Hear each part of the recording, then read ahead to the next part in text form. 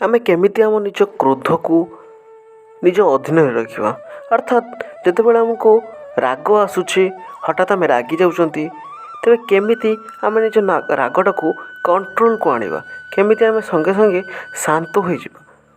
नमस्कार दर्शक बंधु, मु सुधांशु आपण मानक गोटे नुआ वीडियो माध्यम मो चैनल को स्वागत करुच्ची।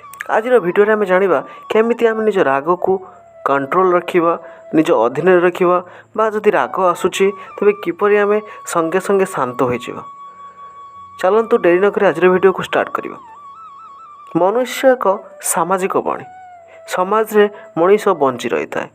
मनीषर अनेक आवश्यकता रही से जितेबाला मनीषर कौन आवश्यकता पूरा हो न था बा कौन आवश्यकता पूरा करने को चाहूबा मनीष को कहीं बाधा दिए बा तार रास्तार कौन बाधा सृष्टि हुए से मनीष छोट हो कि बड़ हो सी हठात रागी जाए। हठात रागिवा द्वारा मनीष किसी भूल कथा कहीदिए, अन्य को कष्ट देला बेले कथा कहीदिए बा अन्य को हृदय को विदाड़ित कला बेले कौन कार्य करे, निजर क्षति घटाए एवं बहुत किसी भूल कार्य कर दे था। से समस्ते कहते क्रोध होउछि मनुष्यर परम शत्रु, जहाँकि आजिर मनुष्य समाज में एक बड़ शत्रु हो ठिया होइछि। केमिति आमे निज क्रोध को निज अधीन रखा। क्रोध को अधीन रखा पूर्व प्रथम आम जानवर उचित कहीं जड़े क्रोध करे, कहीं क्रोध सृष्टि हुए। जदि तार कारण जापर तेज तार निराकरण आपे आपे हो। क्रोध आम कहीं करते गोटे छोट पिला क्रोध कहीं करुचे जितेबाला छोट पिलाटी मोबाइल खेलुची जितेबाला पाखर मोबाइल छड़े नि जाऊँगी से क्रोधान्वित हो जाऊँगी। कौन सी कार्य करने को सी चाहूँगी कार्य बाधा दिगले सी क्रोधान्वित हो जाऊँगी। तेबे कौन आम भूल काम करने को प्रोत्साहित करवा केबे भी नुहे। कौन करवा जदि पिलाटी भूल काम करुछि भूल बाट को जाऊँगी ताकू हठात कौन प्रेसर न करके हठात गाड़ी न देकी हठात माड़ न मारिकी ताकू बुझेबा उचित। बाबा यहाँ करना, यहाँ कले यही क्षति हम, यहाँ कले यही परिणाम हम, यही फल मिल बुझेबा द्वारा पिलाटी भयभीत हो से कार्यटी करना। हठात ताकू प्रतिरोध करा जाए, हठात ताकू दंड दि जाए, मारा जाए, गाली दि जाए, तेबे से अधिक क्रोधान्वित हो निजर क्षति घटेब, अन्य मानकर भी क्षति घटेब, जिनपतर फोपाड़ीदेव, एमती भूल कम कर। गोटे छोट पिला को तो आम क्रोधरू अटकाई पारिबा, किंतु जड़े वयस्क व्यक्ति यौवन अवस्था प्राप्त करथिबा व्यक्ति ताको किभली आम क्रोधरू अटकाई पारिबा। ताको क्रोधरू हटकेबा काम आउ केही करि परिबे नै, केवल से निजे ही स्वयं निजर क्रोध को अटकाई पारिबा।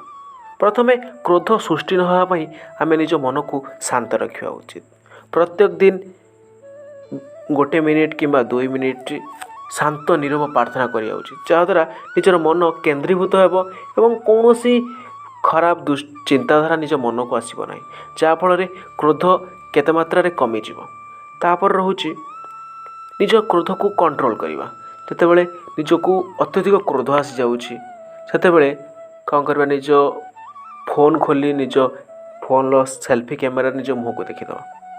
बहुत मजालिया कथा यहाँ हो पारे, किंतु जो क्रोध हठात आसूँ किसी नक निज फोन खोली निज सेल्फी कैमेरा को निज मुँह को देखा। जो तुम पाखे मिरर अच्छी, मिरर भी तुम्हें देखिपार निज मुँह को देखो, हठात तुम राग कमिज। तुम भाव राग कौन पाई कमिज, राग एथि कमिज कारण तुम्हें हूँ जड़े सुंदर आ बहुत भल मनीष। जितेबाला तुम रागी जाऊछ तुम कैमेरार तुम कि देखा जाऊछ, जड़े सुंदर आ भल मनीष एत खराब के देखा पारे, केबे भी एत खराब हो न पारे। से जो तुम मुँह को देखुच मु कौन एत खराब हो जाऊँ, तुम राग कमिज। द्वितीय उपाय हूँ जब तुमको राग आसूँ क्रोध आसूँ तेज तुम्हें गोटे खोला पड़िया को चली जाओ कि समय बहुत जोर शब्द कर चिल्लाओ, बहुत जोर शब्द कर चिल्लाओ। देख तुम क्रोध तुम मनर दुख से शब्द द्वारा बाहर को बाहरी जाओ, जहाँकि तुम मन धीरे धीरे शीतल पड़ और शांत रही। तृतीय उपाय हूँ तो तुमको क्रोध हठात आसूँ कहीं तुमको कौन क्रोध कला बेले कार्य कर तुमको कहते किसी कथा, क्रोध कला बेले तुमको क्रोध आसूँ राग आसूँ, तुम हठात रागी न जाकि गोटे मिनिट नीरव रही जाओ। से लोकटी कौन कहूँ कही सारू, जा कर सारू गोटे मिनिट नीरव रही सार, ଦେଖିବ ତୁମ ରାଗ ସେଇ 1 ମିନିଟ୍ ଭିତରେ ସମାପ୍ତ ହୋଇଯିବ। ତାପରେ ତୁମେ ଯାହା ଡିସିସନ୍ ନେବ ସବୁ ପୁରା ଉଚିତ ଡିସିସନ୍ ନେବ, କେବେ ବି ଭୁଲ ଡିସିସନ୍ ନେବ ନାହିଁ। ଚତୁର୍ଥ କଥା ହେଉଛି, ଯଦି ରାଗ ଆସୁଛି ତେବେ ତୁମେ କ'ଣ କର, ନିଜ ହାତକୁ କୌଣସି ଗୋଟେ ଜାଗାରେ ବାଡ଼େଇ ଦିଅ। ଏଇଟା ଟିକେ କ୍ଷତିକାରକ ହୋଇପାରେ, ନିଜ ହାତକୁ କୌଣସି ଜାଗାରେ ବାଡ଼େଇ ଦିଅ। ଟିକେ ଅଳ୍ପ ଜୋର ହେଉ କି ଅଧିକ ଜୋର ହେଉ ବାଡ଼େଇ ଦିଅ। ବାଡ଼େଇ ଦେଲା ପରେ କ'ଣ ହେବ, ତୁମ ରାଗ ସେଇ ଯେଉଁ ହାତ ଦ୍ୱାରା ଚାଲିଯିବ, କଷ୍ଟରେ ଚାଲିଯିବ। ତୁମେ ଆଉ କାହାର କିଛି କ୍ଷତି କରିବ ନାହିଁ। ଦର୍ଶକ ବନ୍ଧୁ, ଏଇ ତ ଥିଲା ଉପାୟ ନିଜ ରାଗକୁ କଣ୍ଟ୍ରୋଲ୍ କରିବା।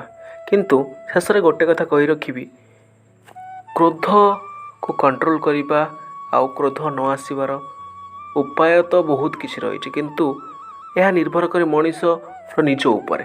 ମଣିଷ କେତେ ନିଜ ମନକୁ ଶାନ୍ତ ରଖୁଛି, କେତେ ଭଗବାନଙ୍କୁ ଡାକୁଛି, କେତେ ଆଧ୍ୟାତ୍ମିକ ରହୁଛି।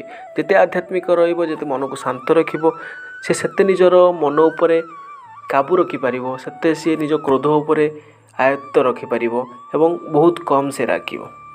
ହଉ ଦର୍ଶକ ବନ୍ଧୁ, ଯଦି ଭିଡ଼ିଓଟି ଆପଣମାନଙ୍କୁ ଉପଯୋଗୀ ଲାଗିଥିବ, ଆପଣଙ୍କ ଜୀବନରେ କିଛି କାର୍ଯ୍ୟରେ ଆସିବ, ତେବେ ଗୋଟେ ଛୋଟ ଲାଇକ୍ କରିଦେବେ ଆଉ ଏଇଭଳି ଭିଡ଼ିଓ ଦେଖିବା ପାଇଁ ଆମ ଚ୍ୟାନେଲକୁ ସବସ୍କ୍ରାଇବ୍ କରିଦେବେ।